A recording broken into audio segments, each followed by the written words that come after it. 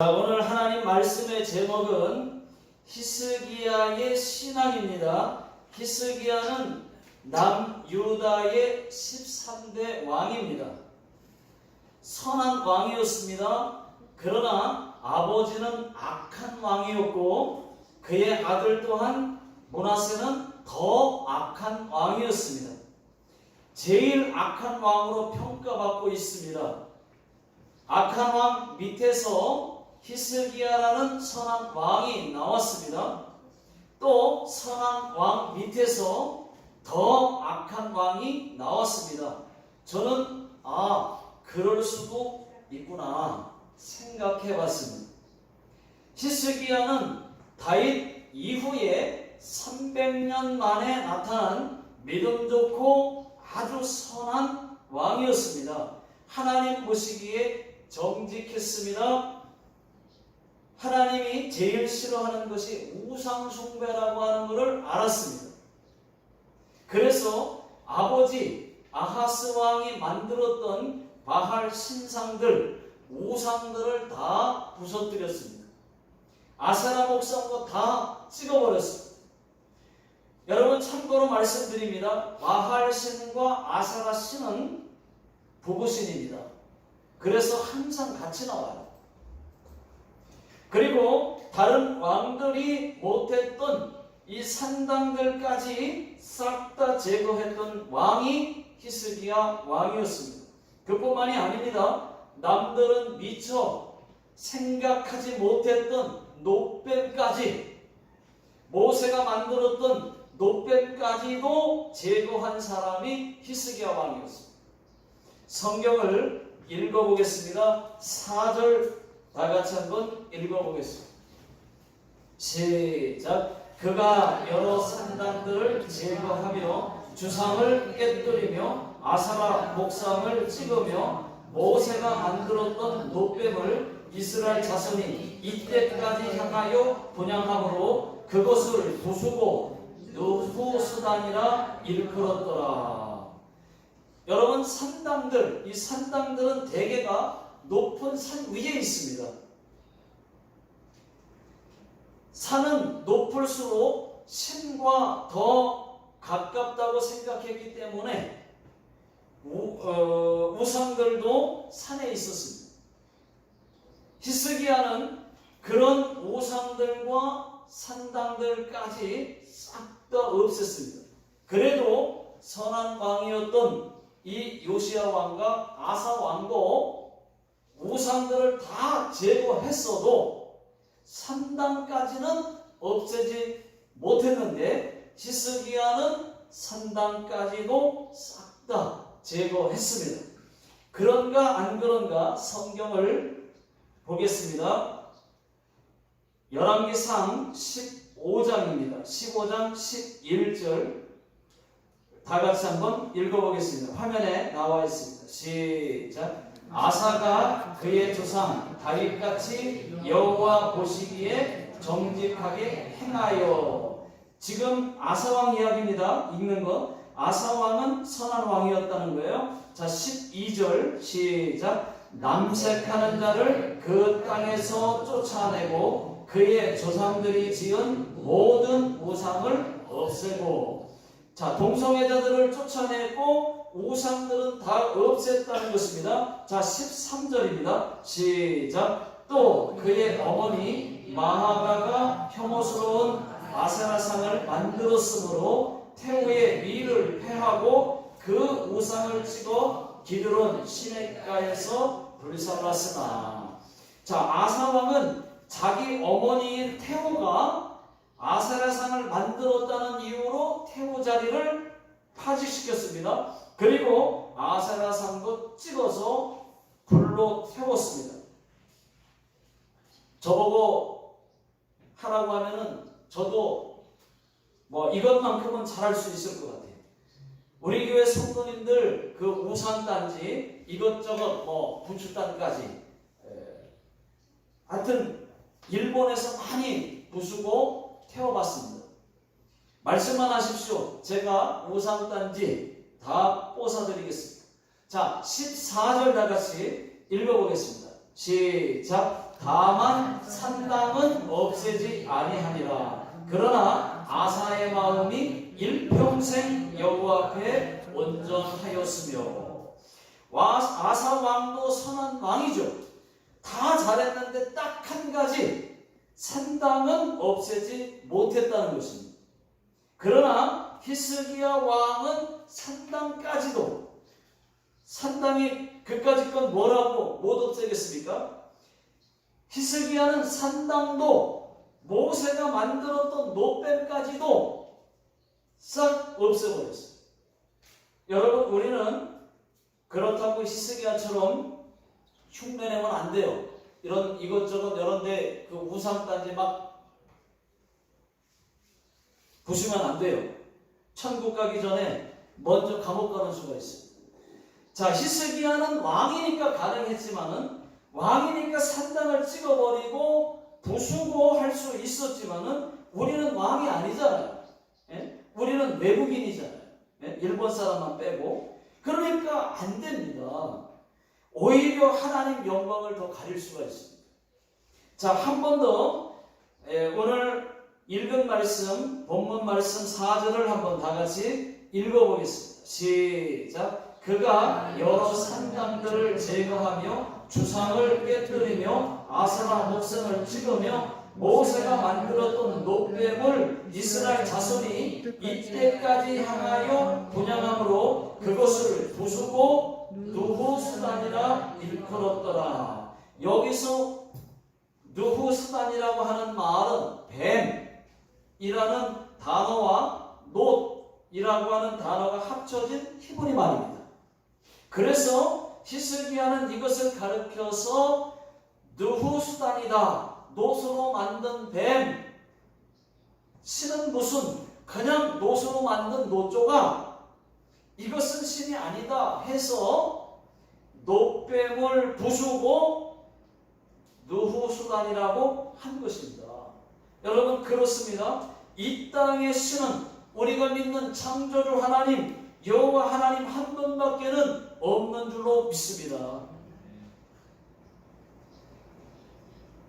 그 다음에 5절을 또 보시면 5절 다 같이 한번 읽어보겠습니다. 시작. 히스기야가 이스라엘 하나님 여호와를 의지하였는데 그의 전후 유다 여러 왕 중에 그러한 자가 없었으니, 유다 여러 왕 중에 히스기야처럼 한 자가 없었다는 거야. 산당까지도 제거한 자가 없었다는 거죠. 그럼 잘한 것 아닙니까? 그래서 좋은 것 주시는 하나님께서 히스기야에게 형통의 복을 주셨습니다. 자, 7절을 다 같이 읽어보겠습니다. 시작. 여호와께서 그와 함께 하시매 그가 어디로 가든지 형통하였더라. 저가 아수르 왕을 배반하고 섬기지 아니하였고. 자, 하나님이 히스기야와 함께 하심에, 함께 해 주시니까 형통했다는 겁니다.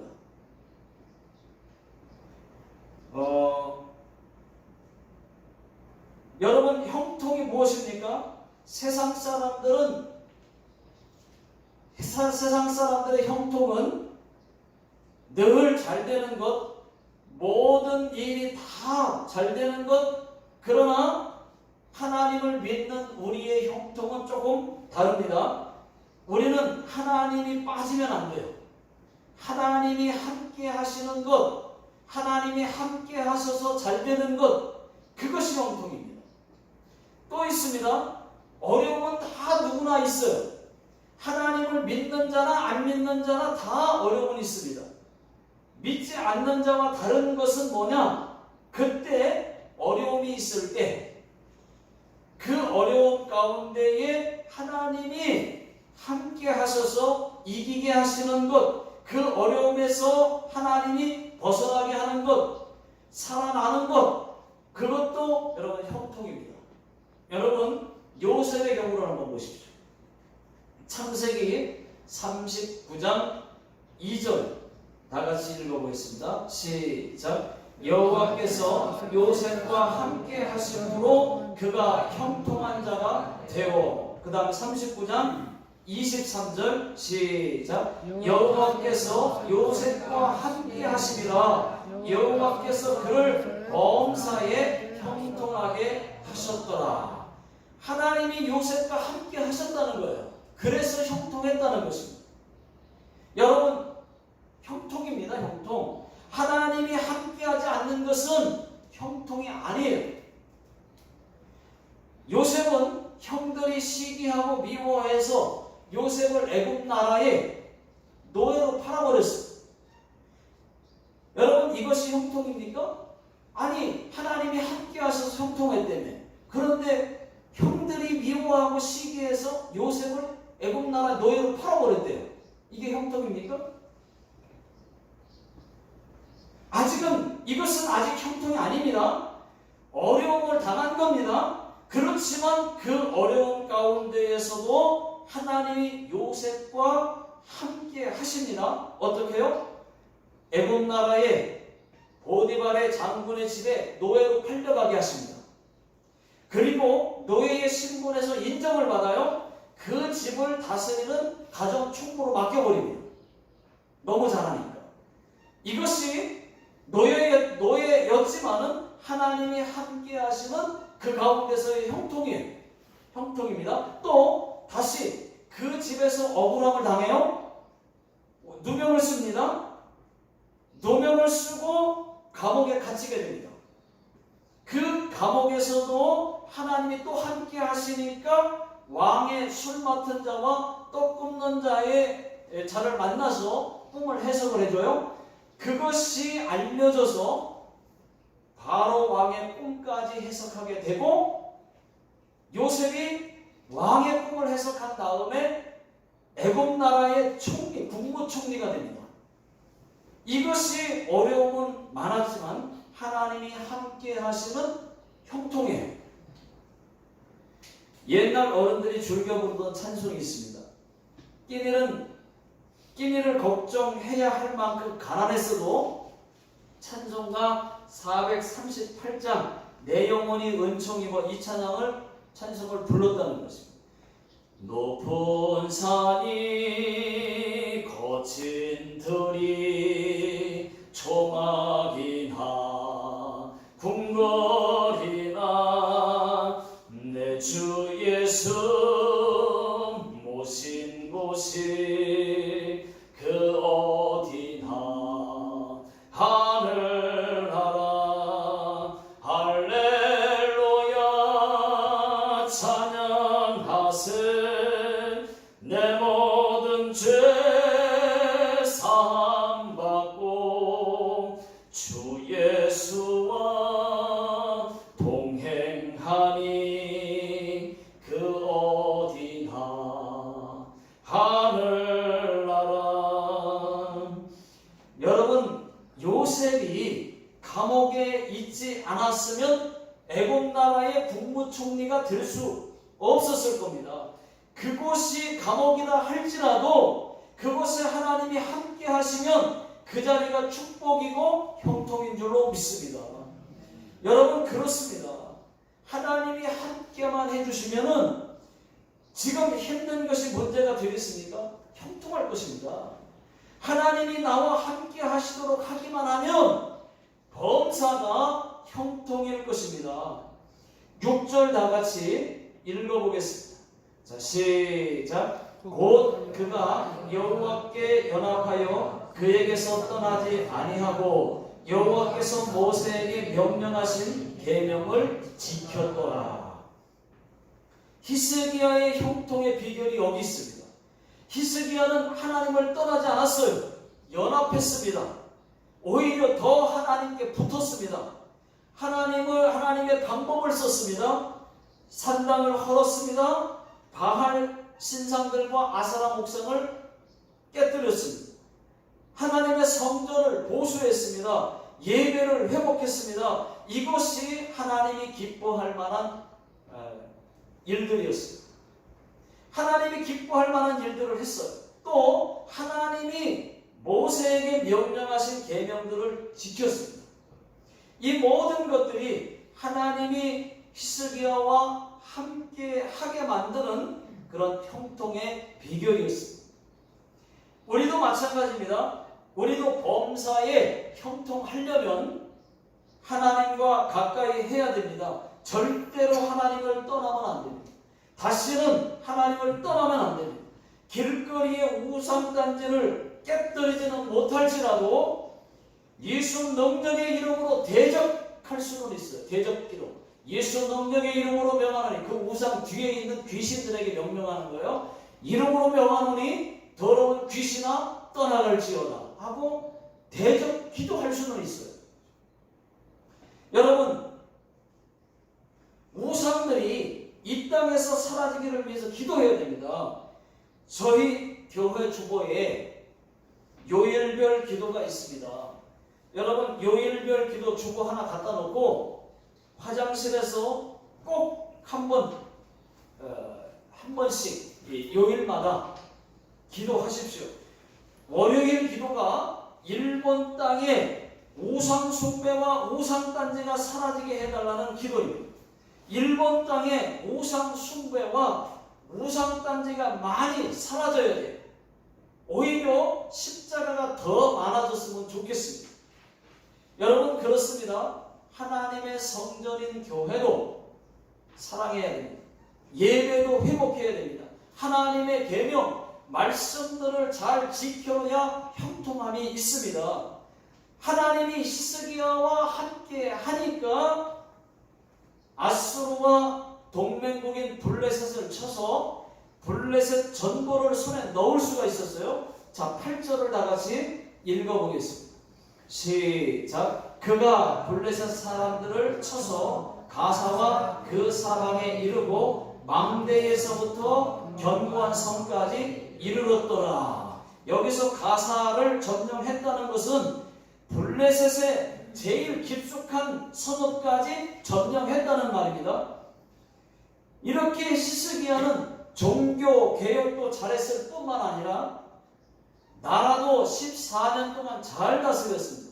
범사가 형통했습니다. 그러나 13절부터는 좀 다릅니다. 히스기야에게 위기가 찾아옵니다. 아수르의 왕 이 사네립이 북이스라엘의 수도 사마리아를 아주 쉽게 점령하고 이제는 남유다를 다시 쳐들어왔어요. 여러분, 북이스라엘은 10개 지파가 만든 나라 아닙니까? 10지파, 12지파 중에서 10지파가 모여서 만든 나라가 북이스라엘이고, 그리고 남유다는 2개의 지파, 유다 지파와 베냐민 지파로 만들어진 나라예요. 그러니까 사네립이 생각할 때, 아니 북이스라엘도 쉽게 점령했는데 뭐 남유다쯤이야. 2지파로 만들어진 그 남유다쯤이야. 내친 김에 유다도 남유다도 먹어버리자 생각하고 수도 예루살렘을 제외한 모든 성읍들을 다 점령을 했습니다.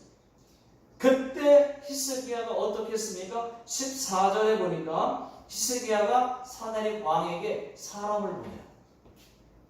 사람을 보내서 하는 말이, 내가 왕께 잘못했습니다. 범죄했나이다. 그냥 돌아가시면 왕이 요구하는 대로 다 주겠습니다. 그렇게 말했어요. 그 말을 들은 사네립이 어떻게 했겠습니까? 그 말을 들은 사네립이 어떻겠습니까? 그래? 그러면 은 300달란트 그리고 금 30달란트를 내게 바치라 라고 말했어요. 여러분, 제가 달란트 설교했을 때 금 1달란트가 얼마 정도의 가치가 되는지 말씀드렸는데 기억나십니까? 1달란트는 성경에서 말하는 6,000데나리온이에요. 1데나리온이 노동자의 하루 품삯입니다. 6,000데나리온이면 요즘 하루 일당 만엔으로 계산을 하면, 쉽게 계산하면 6천만엔입니다.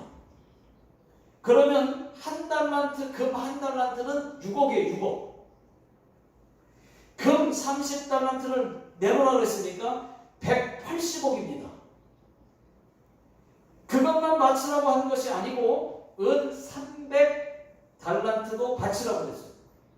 금 말고 은 한 달란트면은 400데나리온 4천만 원입니다.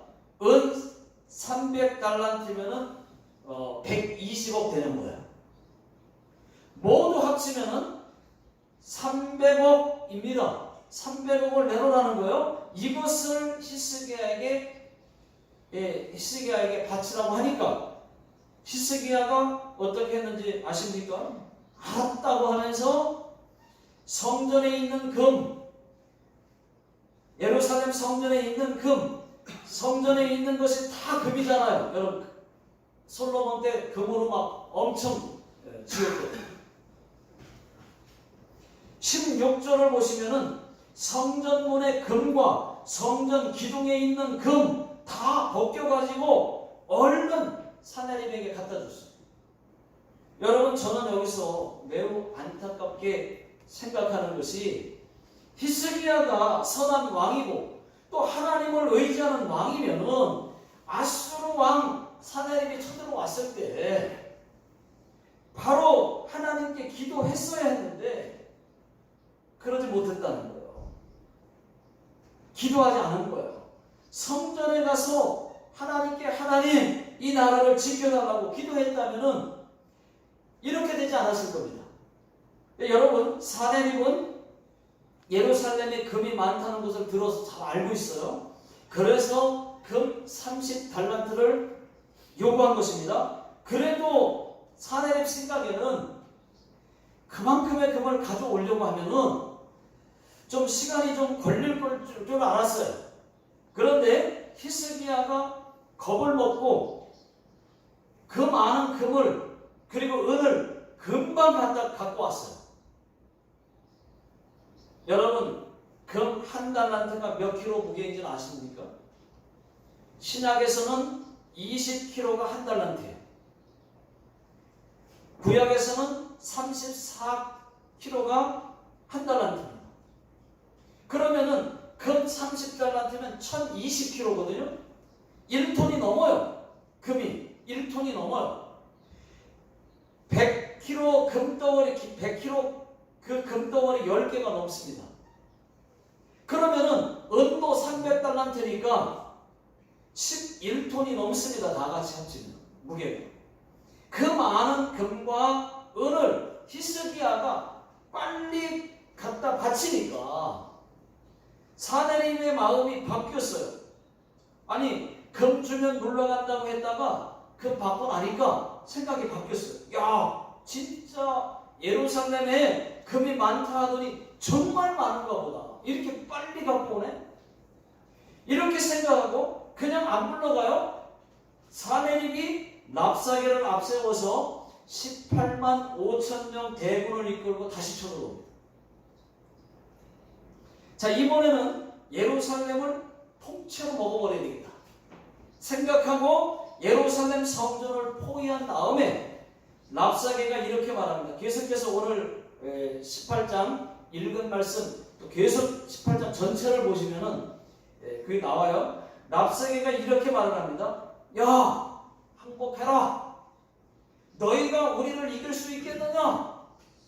너희 중에 말 탈 사람이 있다면 우리가 말 2,000마리 줄 테니까 나와서 싸우자 하니까 히스기야가 보낸 대신들이 뭐라고 말을 하냐면 26절에 보면은 랍사게님, 우리가 뭔 말인지는 알겠는데 백성들이 듣는 데서 쪽팔리게 유다 말로 하지 말고 그냥 우리 영어로 합시다 이렇게 말한 거예요. 자, 사실은 아람어로 하자고 말을 했는데 요즘 말로 말하면 백성들 못 알아듣게 쪽팔리니까 영어로 합시다 그런 거예요. 그러니까 아주 오만한 이 랍사게가 히브리 말을 얼마나 또 잘하는지 백성들이 다 듣도록 히브리 유다 말로 야, 너희들은 잘 들어라. 너희는 히스기야 말을 듣지 말고 우리 왕 사내림의 말을 들어라. 너희가 항복하고 우리에게 오면 살려주고 먹을 것 풍성하게 먹게 해주겠다. 감히 어떤 신이 사내립 왕의 손에서 건져내겠느냐? 너희의 신 여호와 하나님이 건져내시겠느냐?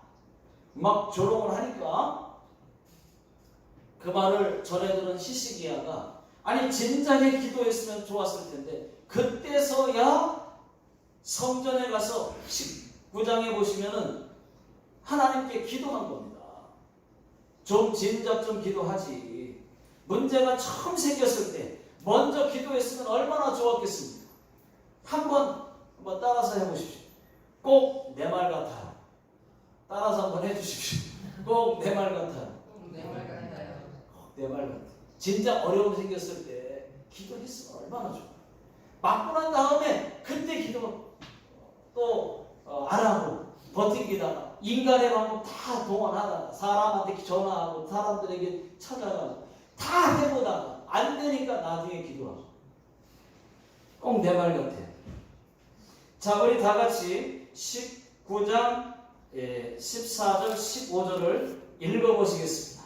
자, 시작. 히스기야가 사자의 손에서 편지를 받아보고 여호와의 성전에 올라가서 히스기야가 그 편지를 여호와 앞에 펴놓고 그 앞에서 히스기야가 기도하여 이르되 그릇들 위에 계신 이스라엘의 하나님 여호와여 주는 천하 만국의 홀로 하나님이시라. 주께서 천지를 만드셨나이다. 자, 15절에 보시면 그 앞에서 히스기야가 기도했다는 거예요. 히스기야가 늦었지만 사내립이 보낸 협박의 편지를 하나님 앞에 펴놓고 천지를 만드신 하나님, 사내립이 살아계신 하나님을 비방했나이다. 우리를 저들의 손에서 구원하여 주시옵소서 하고 기도를 했다는 거예요. 자, 19장 35절 보시면은 하나님께서 그날 밤에 어떻게 했는지 보십시오. 여호와의 사자를 보내서 예루살렘을 포위하고 있던 18만 5천 명을 싹 다 모조리 죽여요. 하나님이. 전쟁에서 이긴 게 아니에요. 하나님이 그냥 18만 5천 명을 그냥 하나님이 그날 밤에 하룻밤에 다 죽여버려요. 하나님의 방법으로. 이것은 하나님이 하신 것입니다. 이것은 하나님이 대신 싸워주신 거예요. 이것은 하나님만이 하실 수 있는 초자연적인 역사입니다. 사내립이 아침에 일찍 일어나서 보니까 아니 자기 군사들이 싹 다 죽어 있어. 18만 5천 명. 다 죽었어요. 이게 웬일인가 하고 빨리 아수르로 돌아갔지만은 왕이 결국은 그 사내립은 어떻게 됐느냐? 두 아들에 의해서 죽고 셋째 아들이 왕이 됩니다. 자, 여기까지가 18장 19장의 내용이에요. 그렇다면 여러분 우리의 신앙도 히스기야의 신앙처럼 하나님 앞에서 정직해야 됩니다. 하나님이 가장 싫어하는 우상들은 이제 버려야 됩니다. 우상에게 절하는 제사도 이제는 하지 말아야 됩니다. 이것이 다 우상숭배예요. 또 일본 땅에 있는 이 땅에서 우상들이 사라지도록 기도해야 됩니다. 그래야 일본 땅이 복을 받을 수가 있어요. 지금 일본 땅이 여러분 20년 넘도록 경제 성장이 멈춘 것도 지진과 자연 피해가 더 많은 것도 우상 숭배가 아직도 많기 때문이에요. 또 히스기야가 하나님의 성전을 보수하고 백성들이 예배하도록 한 것처럼 우리도 교회를 사랑하고 예배를 회복해야 됩니다. 그뿐만이 아니라 범사에 형통한 삶을 살려면 하나님이 함께하도록 신앙생활을 바르게 해야 됩니다. 히스기야는 문제가 생겼을 때 위기가 찾아왔을 때 기도하지 못했어요. 그렇지만 다시 늦게나마 기도했다는 것입니다. 우리는 문제가 찾아오기 전에 먼저 하나님께 기도하고 위기가 찾아와도 하나님께 기도해야 됩니다. 여러분 지금 잘하고 있다고 해서 계속 잘할 것이라고 생각하지 마십시오. 히스기야도 처음에는 잘했어요. 솔로몬도 처음에는 잘했어요. 삼손도 잘했다가 마지막이 좋지 않았습니다. 사울 왕도 마지막이 좋지 않았어요. 여러분, 성령으로 시작했다가 육으로 마치는 사람들 많습니다. 신앙생활 잘하다가 마지막에 잘 못하는 사람 많습니다. 여러분,